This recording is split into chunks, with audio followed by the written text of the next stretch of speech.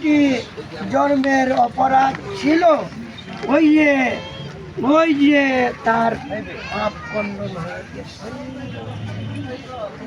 আর যে জায়গাতে ভগবান অনাদিরাদি গোবিন্দ তিনি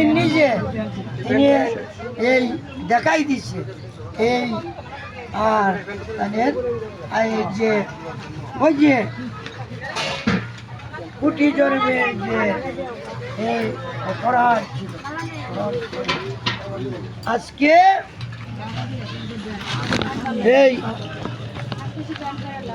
আমাদের যে গৌর গোবিন্দের ভজন গুরু রূপে কৃষ্ণ কৃপা করছে, নিজে আশ্রয়ে জীবকে সেই সিদ্ধান্ত গীতা ভাগবত। ভগবান কুর্ম অবতার, বরাহ অবতার, মৎস্য অবতার, ভগবান কুর্ম অবতার হচ্ছে মৎস্য বহার, মানে মৎস্য অবতার হচ্ছে। এটাই সবাই যদি ভগবান যদি মৎস্য অবতার হয় তাহলে কেমবে আমিষ গ্রহণ করব বলেন? তাহলে ভগবান ভক্তকে জ্ঞান দেওয়ার জন্য কেন মৎস্য অবতার হয়েছে? ভগবান শ্রীকৃষ্ণ একদিন একাদশী ব্রতের দিন তিনি মায় অন্ন পাক করছেন, মাকে বলছেন মা গো অন্ন নাই খাইব। তখন অন্নর তালি নিয়ে, প্রসাদের তালি নিয়ে তালি নিয়ে তিনি ঘুরছেন।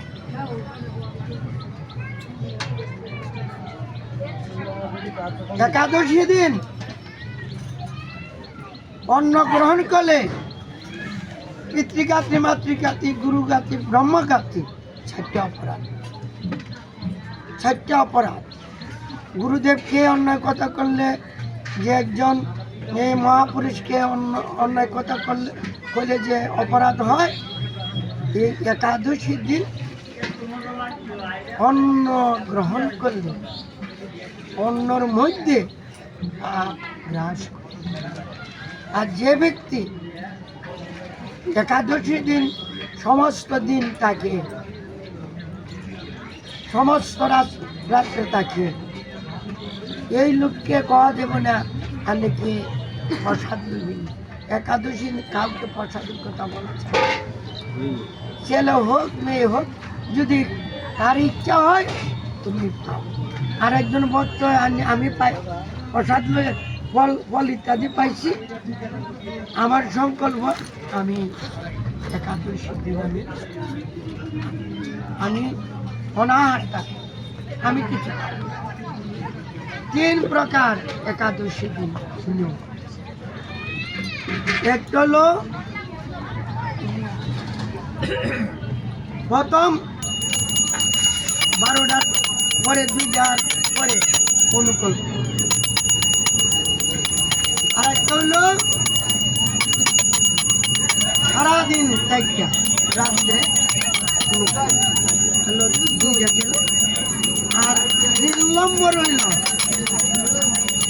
এক করে নিচে 2 নম্বর।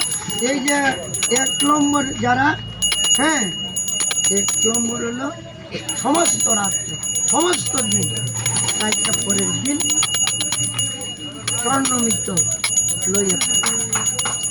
একাদশী দিন অন্ন খাইলে কি হয়? এই যে অন্ন তালি নিয়ে, প্রসাদের তালি নিয়ে ভগবান মকর মাছে বলছে প্রভু আমি নরকে যাব, আমি অন্ন গ্রহণ করব, অন্ন গ্রহণ করব। তখন একদিন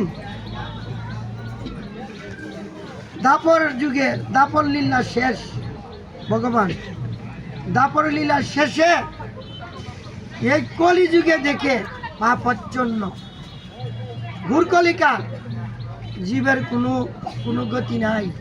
আমি যদি